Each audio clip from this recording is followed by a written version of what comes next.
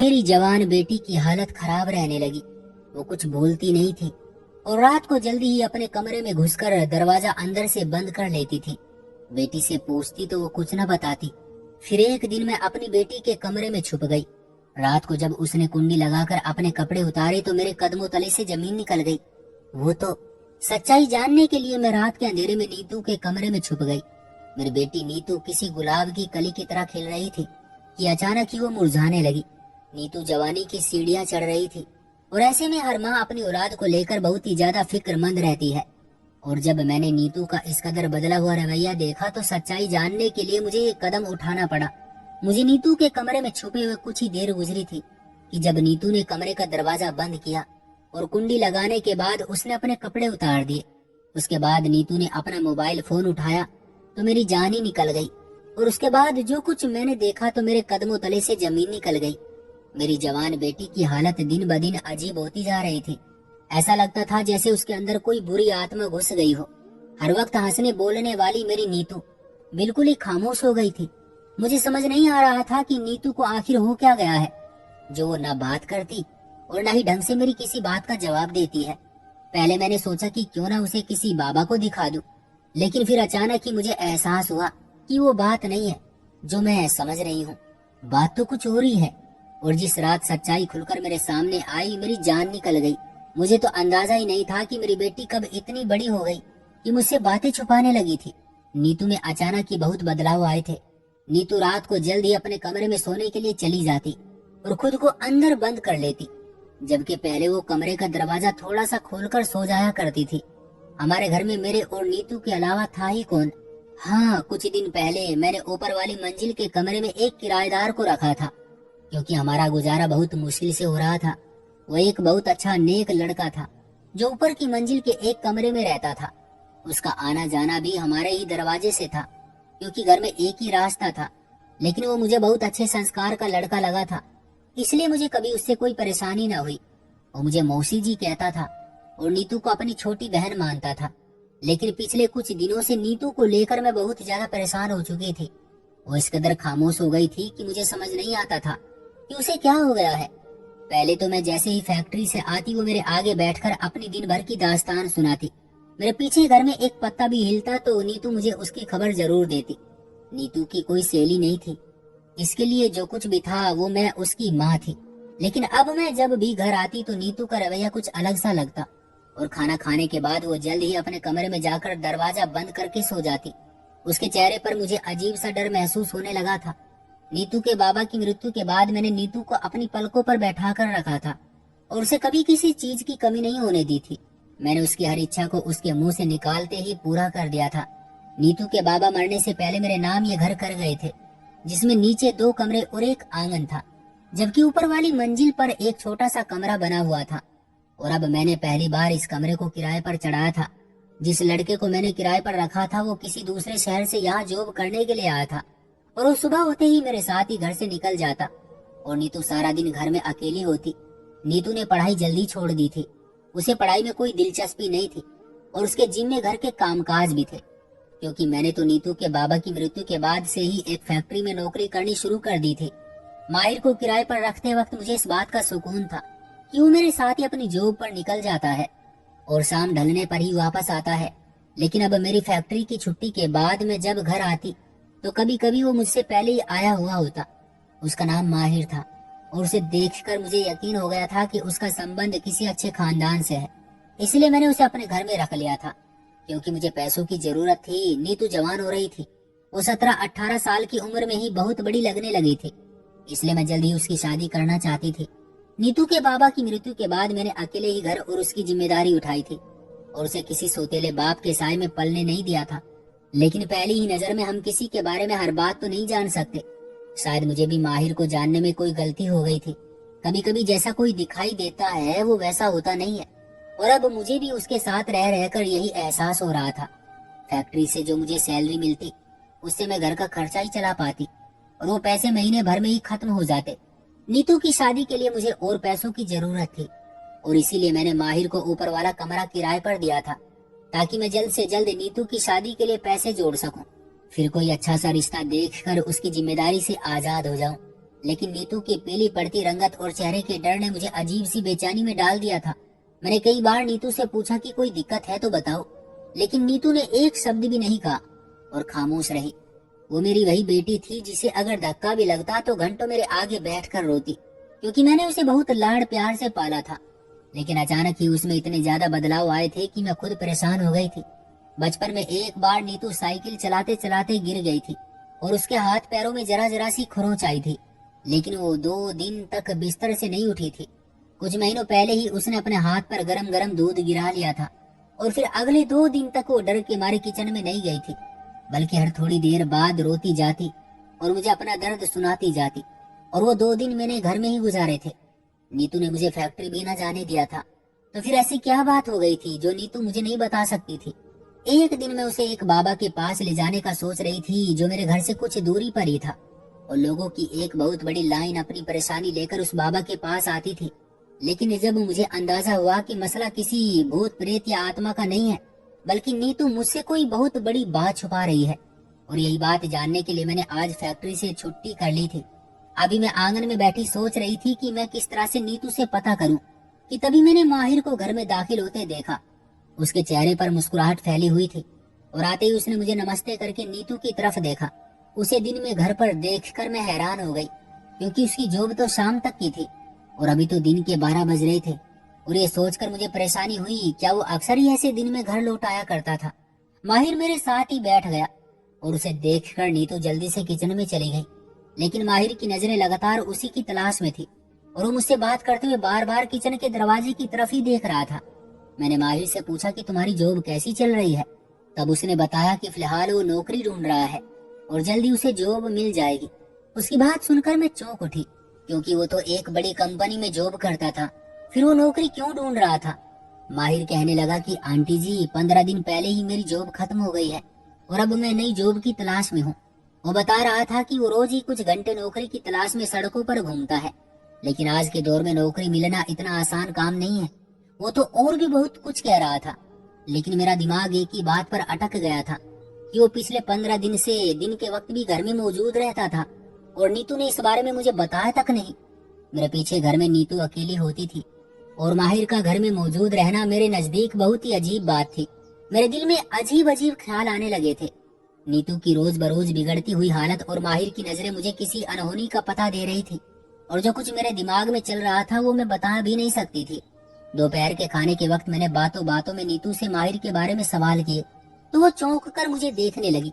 उसके बाद वो हाँ हूँ में जवाब देती हुई 4 लुकमे खाकर उठ गई। मैंने नीतू को आवाज देकर कहा कि आज तो तुम्हारी पसंद का खाना बना है, फिर क्यों इतनी जल्दी उठ गई हो?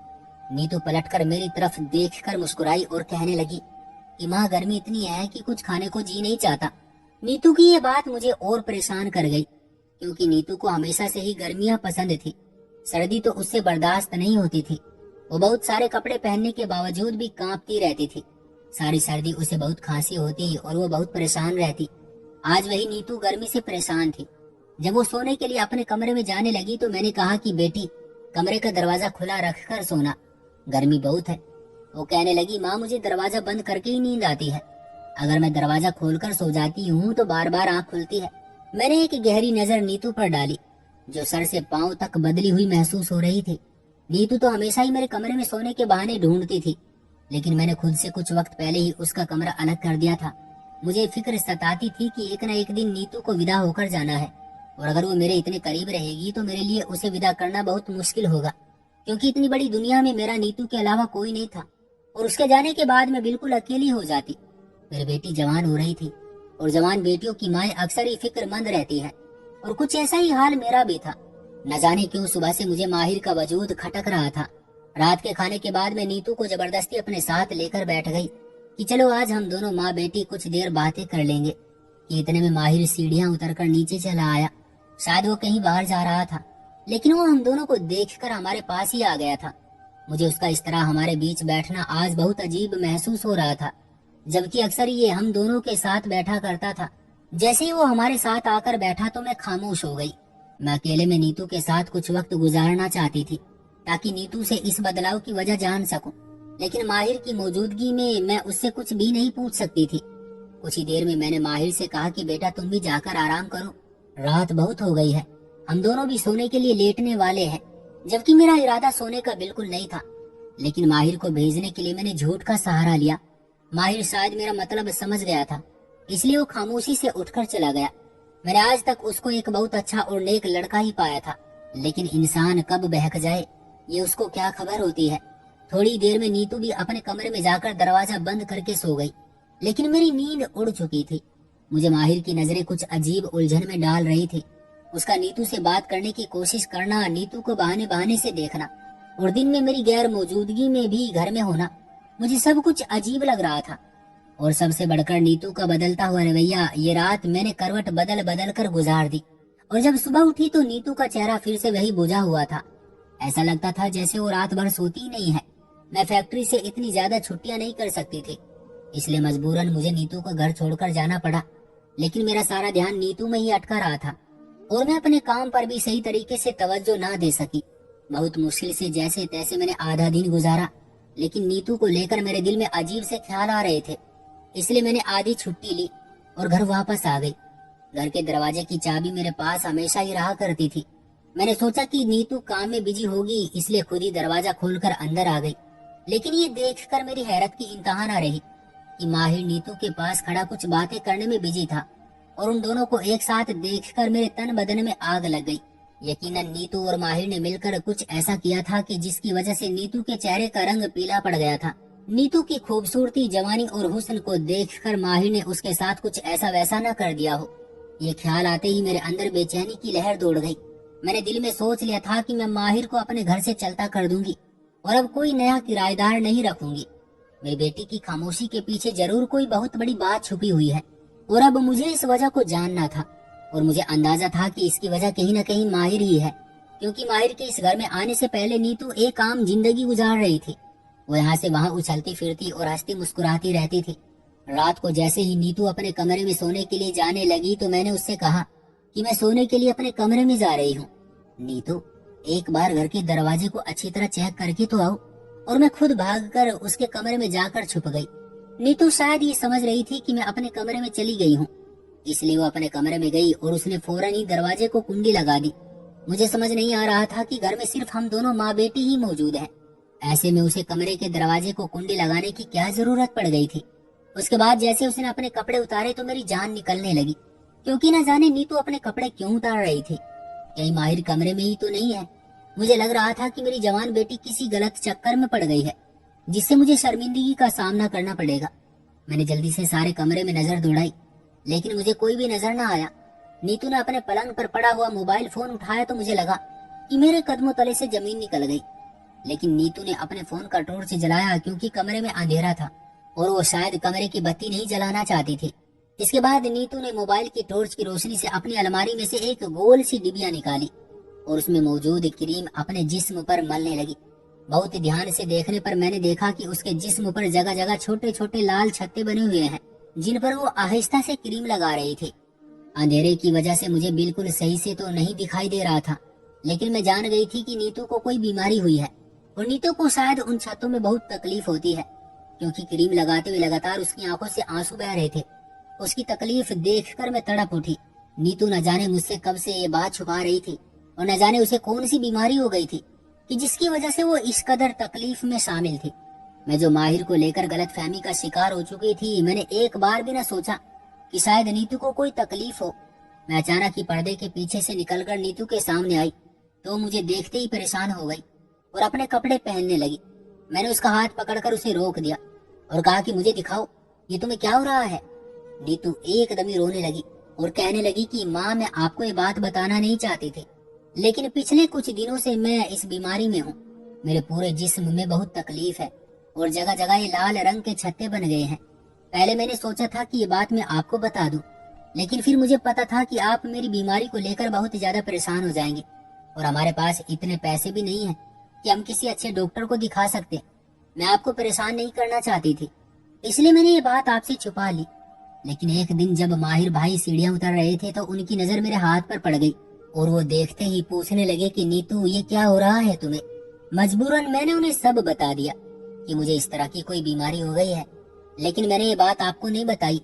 तो माहिर भाई कहने लगे कि मेरी माँ को भी ये बीमारी हो जाती है और कोई ऐसी बड़ी बात नहीं है, मैं तुम्हें इसकी दवा ला देता हूँ, तुम्हें 1 महीने के अंदर अंदर आराम हो जाएगा। आप सारा दिन फैक्ट्री में काम करती हैं और मैं ये नहीं चाहती थी कि आप मेरे ही बारे में सोचती रहें और परेशान रहें, इसलिए मैंने ये बात आपसे छुपा ली। मैं सारी सारी रात सो नहीं पाती हूँ और तकलीफ से जागती रहती हूँ। पहले तो इससे भी कहीं ज्यादा तकलीफ होती थी, लेकिन जब से मैंने माहिर भाई का दिया हुआ मरहम लगाना शुरू किया है तो ये दर्द कुछ कम हो गया है। मैं जो माहिर को गलत समझ रही थी वो तो मेरी बेटी का मसीहा निकला।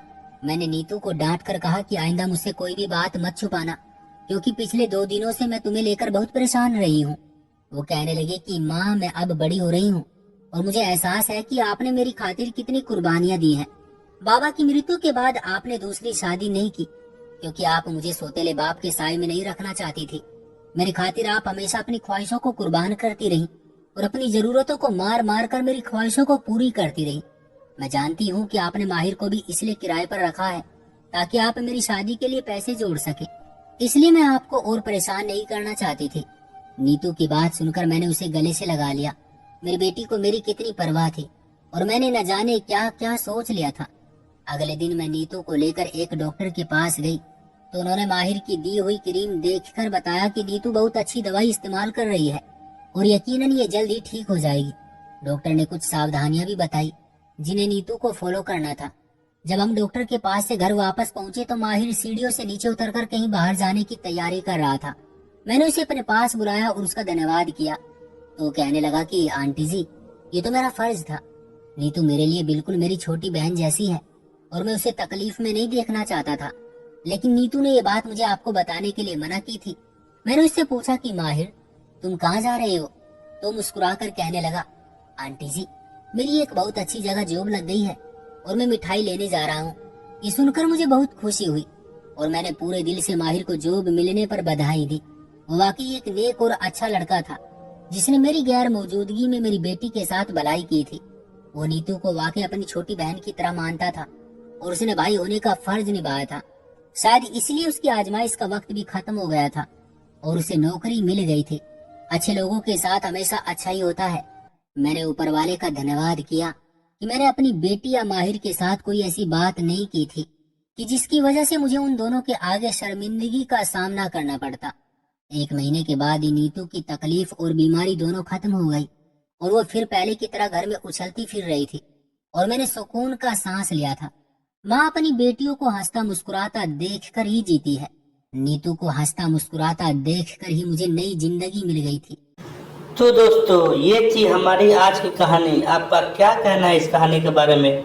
कमेंट करके हमें ज़रूर बताएं। वीडियो को लाइक कर दीजिए और चैनल को सब्सक्राइब करके घंटी को दबाकर ऑल पर सेट कर लीजिए ताकि आने वाले वीडियो आपको तुरंत मिले। मुझे दीजिए अगली वीडियो तक इजाज़त। तब तक के लिए धन्यवाद।